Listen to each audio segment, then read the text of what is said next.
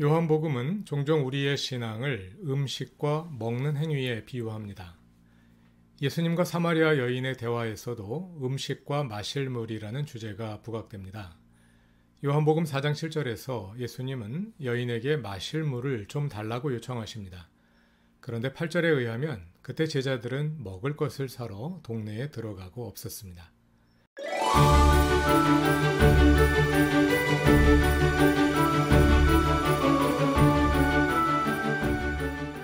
예수님은 이 여인과의 대화 중에 자신이 생수를 주시는 분이라고 말씀하시는데요. 살아있는 물이라는 뜻인 생수는 본래 샘물을 가리킵니다. 이 여인도 생수를 샘물, 곧 우물물로 이해하고 있었습니다.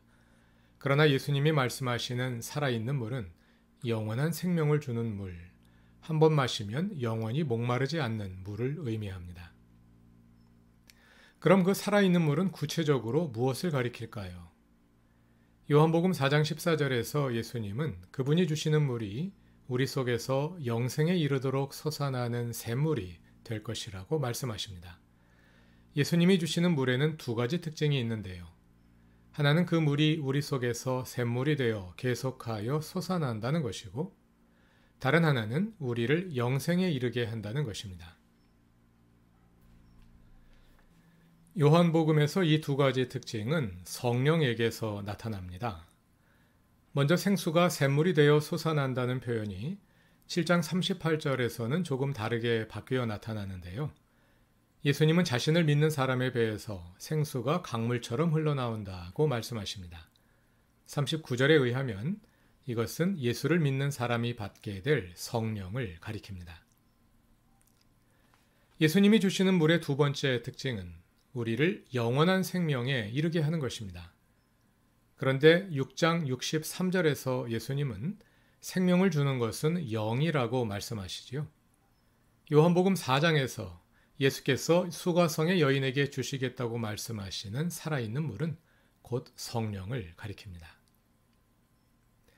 이러한 이해를 토대로 지금까지 요한복음에서 읽어온 내용을 다시 살펴봅시다.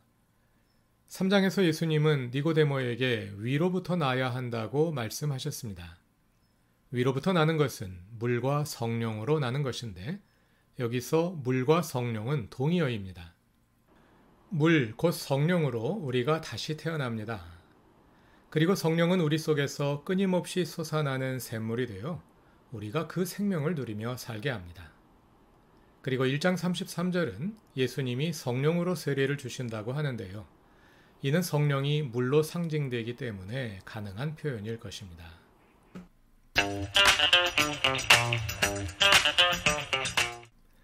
요한복음 4장에서 예수와 여인의 대화가 마무리될 즈음에 제자들이 돌아옵니다. 여기서부터 사건이 두 갈래로 전개됩니다. 먼저 28절부터 30절까지는 여인이 마을에 들어간 후에 벌어진 일을 서술하고 31절 이하는 예수와 제자들 사이에 이루어진 대화를 서술합니다. 두 사건은 같은 시간대에 일어난 것입니다. 먼저 그 여인은 물동이를 버려둔 채 마을로 들어가 사람들에게 예수를 증언합니다. 그 여인의 말을 듣고 사람들이 동네에서 나와서 예수께로 갔습니다.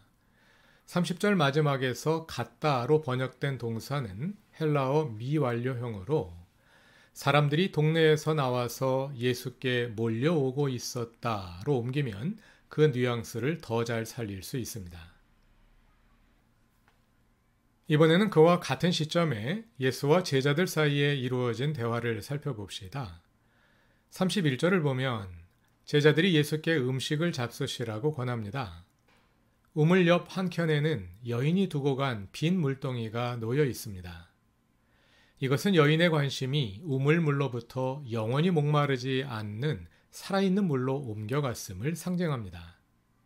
그런데 제자들은 예수께 음식을 잡수시라고 권합니다. 영을 상징하는 물과 육을 상징하는 음식의 대조가 나타나고 있는 것을 볼 수 있지요. 음식을 잡수시라는 제자들의 권유에 대해 32절에서 예수님은 자신에게는 제자들이 알지 못하는 양식이 있다고 대답하십니다. 제자들은 누가 음식을 가져다 드렸는지 서로 묻습니다. 그러자 예수께서 말씀하십니다. 나의 양식은 나를 보내신 분의 뜻을 행하고 그분의 일을 이루는 것이다. 이 말씀이 무슨 뜻일까요? 이어지는 35절을 읽어봅시다. 너희는 넉 달이 지나야 추수 때가 된다고 하지 않느냐? 그러나 나는 너희에게 말한다. 눈을 들어서 밭을 보아라. 이미 곡식이 익어서 거둘 때가 되었다. 예수님이 사마리아 여인에게 복음의 씨를 뿌리셨습니다. 그러나 뿌린 지 얼마 안 되는 지금 이미 거둘 때가 되었다는 것입니다. 사람들이 동네에서 나와서 예수께 몰려오고 있었습니다. 그 동네에서 많은 사마리아 사람들이 여인의 말을 듣고 예수를 믿게 되었습니다. 그리고 그들이 예수께 와서 자기들과 함께 머무시기를 청합니다. 예수님은 그들의 청을 받아들여 이틀간 그 마을에 머무십니다. 그 후 더 많은 사람들이 예수의 말씀을 듣고서 예수를 믿게 됩니다. 그들은 그 여자에게 말합니다. 우리가 믿는 것은 이제 당신의 말 때문만은 아니요. 우리가 그 말씀을 직접 들어보고 이분이 참으로 세상의 구주이심을 알았기 때문이요. 예수님은 이런 일들을 미리 내다보시며 그분의 양식은 하나님의 뜻을 행하고 그분의 일을 이루는 것이라고 말씀하신 것입니다. 이어지는 추수의 비유에서 구원받은 사마리아 사람들이 곡식에 비유됩니다. 이 곡식을 추수하는 행위, 곧 우리를 구원하는 일이 예수를 이 땅에 태어나시게 했고 또 예수는 그 사명을 감당하심으로 계속하여 존재하십니다. 그러므로 그분에게는 그 일이 양식이라고 하는 것입니다. 우리가 영생을 얻는 것은 오직 성령으로 다시 태어남으로 가능합니다. 내 힘으로 되지 않습니다. 우리가 할 수 있는 일은 하나님께서 성령을 통해 우리를 그분의 나라로 초대하실 때 그 초대를 받아들이는 것뿐입니다. 또한 우리가 하나님 나라의 백성으로 계속하여 존재하는 것 역시 성령으로 이루어지는 일입니다.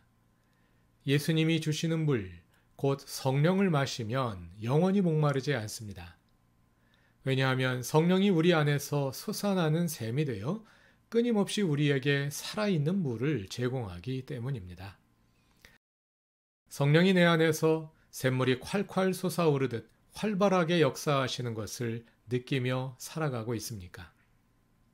그리고 그 물을 마시며 우리의 영적 생명을 건강하게 유지하고 또 그렇게 성장해 가고 있습니까?